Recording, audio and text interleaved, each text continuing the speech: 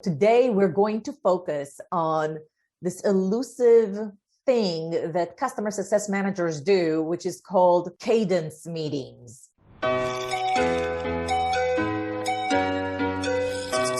Hello, my customer success friends. Reed Easops here for CSM Practice, the customer success strategy consulting firm. Today, I have the customer success manager at Churn Zero. She started out as a customer success manager and now she's managing a team. She's been there for over 2 years. So not only does she has a lot of experience doing customer success as a professional, but she's actually working with a lot of customer success manager teams. Welcome to the channel and thank you for taking the time to have this discussion today. Yeah, thank you so much. I'm super excited to be here and, share some wisdom that I've learned along the way, especially working for a company like Churn Zero. So, yeah, excited to talk with you. Before we start, I'd like to remind everyone, subscribe to our YouTube channel for all the great videos that we produce on customer success. Today, we're going to focus on this elusive thing that customer success managers do, which is called cadence meetings. And you'll see a lot, like one of the first things that we do in customer success strategies is look at the customer engagement model and say, well, what should the cadence of those meetings be?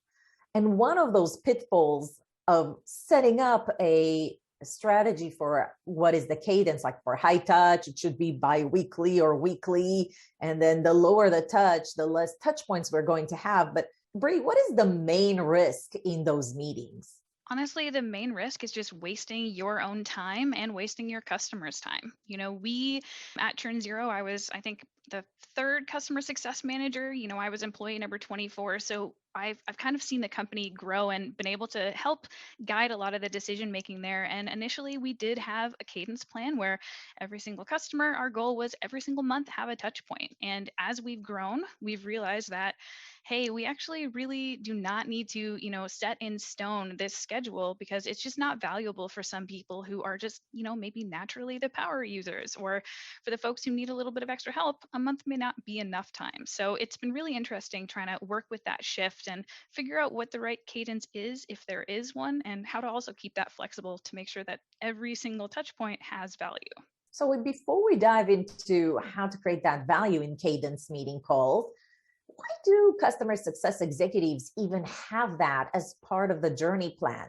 Why are they planning for cadence meetings? Why is that perceived as an important thing? What are they trying to accomplish? In my opinion, it's coming from kind of the archaic idea of account management.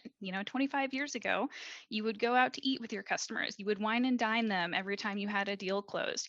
And you got used to those really, really regular communication touch points. But in today's world, when I can get as much value through an email as I might be able to get through a call, it just doesn't make sense anymore to have that. But I think a lot of the executives that you might be working for and a lot of these bigger companies, they just see it as a measurable touch point. So it's easy to say, I want to track how often my CSMs are meeting with their customers, but it's not easy for us to say whether or not those are truly valuable for your CSM or for your customer, and whether or not we should actually continue doing it. Okay, so not to overly chew on this topic, but sometimes customer success managers actually finding it very hard to find time with the customer, or they're not touching the customer enough time.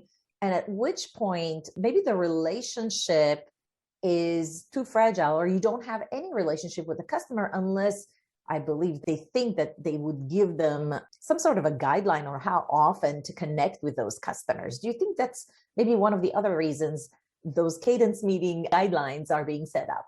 Absolutely. And, that's actually something that we do internally with our new hires.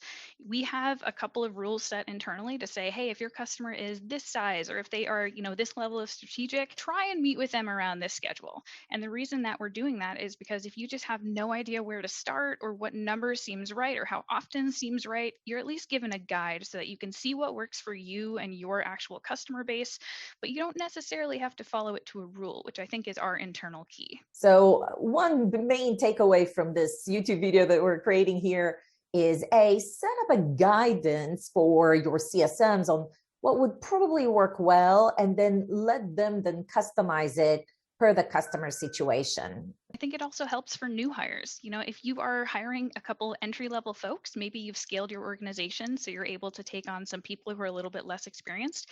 It works as a really, really perfect entryway into really what those customer calls are. So for us, it's just worked on a bunch of different levels. So now we have some sort of a guideline for a cadence call. And then you wrote a really great blog called Retention Deficit: How to Keep Customers by Talking About More Than Just Your Product.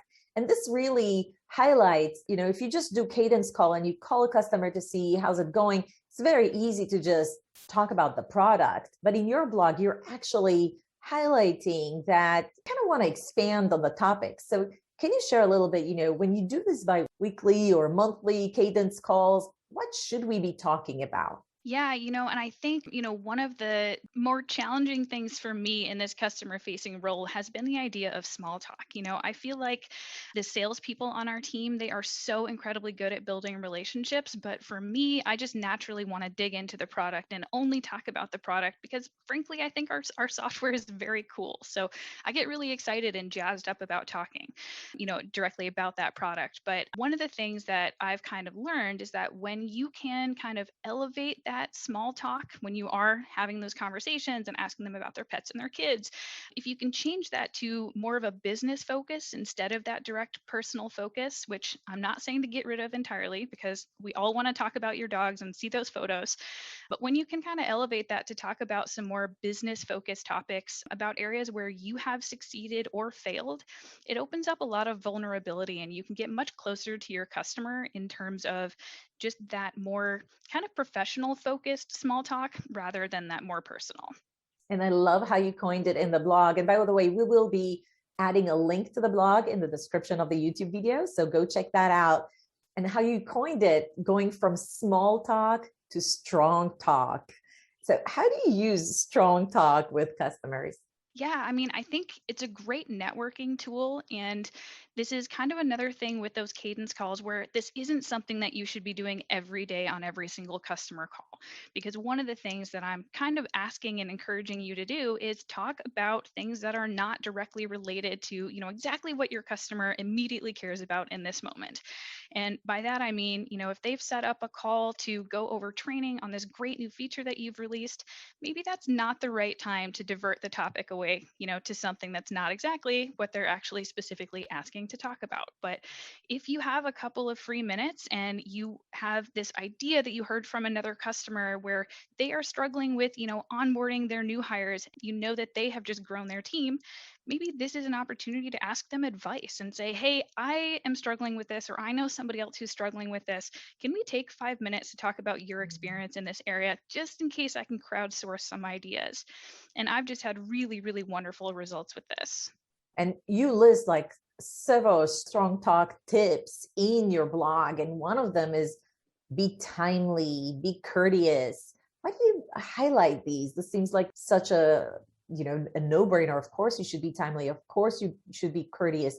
What have you seen throughout your career where this is not so, evident? Yeah, I think in general, people do this really, really well. But I kind of think about the concept of, like Brene Brown has this wonderful concept of the marble jar, where I am giving people something by sharing something about myself, or I'm giving somebody compliments, or, my time, and they're giving me theirs. And, we end up with a deficit where we just don't want to take information from our customers. We want to make sure that we're always giving them some marbles back and sharing that information. So, by timely and courteous, I just mean, don't always ask them for advice unless you're always going to be sharing something in return. Or if they gave you great advice one call, go out of your way and make sure that you're sharing some sort of information back to them so that they know it's a value relationship and that they're not just wasting their time giving away this great information and value for free. Another tip that you shared is plan, but don't script. Tell me a little bit about how do you plan before a cadence call to make sure it's not just about feature function, or it's not just about chit-chatting about, how's it going? Yeah, because I'm a CSM who also uses my own software, I will always research a customer anytime before I'm about to hop into a customer call. And what that helps me do is see, all right, did they just raise a new round of funding, or did they just add 5 users to their contract? And that can kind of get me thinking about some topics that are not distinctly turn zero focused. where I can try and come up with some ideas of recent customer calls that I've had with other folks or, issues that I've potentially had in my own career growing up a team and try and plan some information to share or some things to ask about. But yeah, absolutely. The key is not to script anything. You want this to be natural. And if it doesn't feel natural, it's one thing that you're going to have to practice. I love how you use data to find areas to talk about or find areas to make suggestions regarding to. You put some sort of a data trends or data changes to create topics that would be relevant and timely for your customers. And, one of the things that we've kind of set as an internal rule, really, across our Mhm. entire organization is if we are going to track something, we better make that actionable. So we're not just tracking your NPS feedback because we want to say we're tracking it. We're Mm. tracking it because we want to know as much as we can so that we can improve and make your experience better. So anything at all that we're tracking, we make sure that we're using that information or we just stop tracking it. What are your recommendations for things to do after a call? Yeah, I mean, follow up, follow up, follow up, and always, always log those touch points. So, before every single meeting, I should know exactly who I'm meeting and why I'm meeting them. And after the meeting, I should have every single one of those things logged. And even if it was only a 25-minute conversation and we talked about, their kid graduating from high school, we need to have that email follow up just so that they know we were listening. We, are tracking absolutely everything on our side and theirs, and they're in our thoughts and we are ready for our next meeting so that we can kind of continue these conversations. So take notes, log every touch point, make sure that you're always sending those follow-ups to your customers. Excellent. Now, would you recommend doing cadence calls with customers during the onboarding phase as well as later phases in their life cycle, or just after they complete their implementation? Yeah, I mean, we would definitely recommend doing some cadence calls during implementation and onboarding. And really, that's just even if it's a 15-minute call a week, we always want to know where people are in the process. So if they're waiting on us, we want everyone to be on the same page. If we're waiting on them, same story. So we definitely like to see that during the onboarding and implementation. But afterwards, it's really up to you to figure out what the right cadence is based on your customers' experience with the platform, how comfortable they are, and also what type of relationship they're really looking for. Do they want someone to meet with you weekly, or do they really Mm. just want to meet, as necessary? So take those things into account and always be flexible. Do you have different cadence for meeting with the business admin or the champion versus the decision maker? We absolutely do, all the way down to the individual users as well. We will try to do quarterly or biannual trainings with absolutely every single user who's using the platform. Wow. And then the folks who are those admins who are actually building things out, maybe we'll try a little bit less frequent because we want to teach a man to fish. We don't necessarily want to keep fishing for them. And then also, of course, those recurring meetings with your executive sponsors just to let them know, hey, here's how your team is doing. Here is how we feel about the relationship. What feedback are you getting on your side? And honestly, depending on the customer, that could be quarterly, it could be annually, it could never happen because they just want to communicate by email. So again, we try to be as flexible to their needs as possible. So let's just talk about cadence calls related to different engagement models. We know that customers that pay us more or have more potential to grow typically go into the bracket of high touch. And then there's some that would self onboard, pay us very little. Maybe they're just startups and we might help them a little bit during the onboarding phase, but then we don't really have an assigned CSMs for. How does it look like in your world? And what would you recommend the cadence should be as a guideline depending on the engagement model? Yeah, so we have a pretty varied customer size and contract size where we go from, the very, very small, you might have 3 CSMs on your team and be a brand new organization, all the way up to very, very large organizations with 200 plus CSMs on board. So we have a pretty varied guideline there as well. At our, most fine, which is either our super, super enterprise or our very, very strategic or key accounts, we're looking around maybe a weekly or bi-weekly margin because we have enough product releases that just about every week or two, there's something that we could be showing them to kind of get them to jump on board and learn the system a little bit better. And then down to our more tech touch, or for folks who don't have a CSM, which our customers always have a dedicated CSM, but a lot of our customers do not have dedicated CSMs for everyone. We might do more of a quarterly model or even just annually and divert people to our great documentation and our academy. So instead of actually having that one-on-one with our CSM, they're digging more into our resources instead. A really great discussion today. I really want to thank you for diving in so deeply on cadence calls with customers. I think you did great covering all the different angles, and I highly encourage everyone to just go ahead and read your blog about the retention deficit. I thought it was a great piece of article that expands on this topic even further. Anything you'd like to add? Any last tips about this topic? My last tip would just be to listen to your team. Your CSMs are going to know what's best for them and their client relationships. So develop a guide and then get feedback on that and try and implement anything that, makes sense or that you're hearing more than once. But yeah, thank you so much, Irit. It's been a pleasure. Guys, if you enjoyed this video, go ahead and subscribe. Smash that notification button so you get all the alerts for any new videos that we come up with. Thank you for your time and successful careers in customer success. I'll see you at the next video.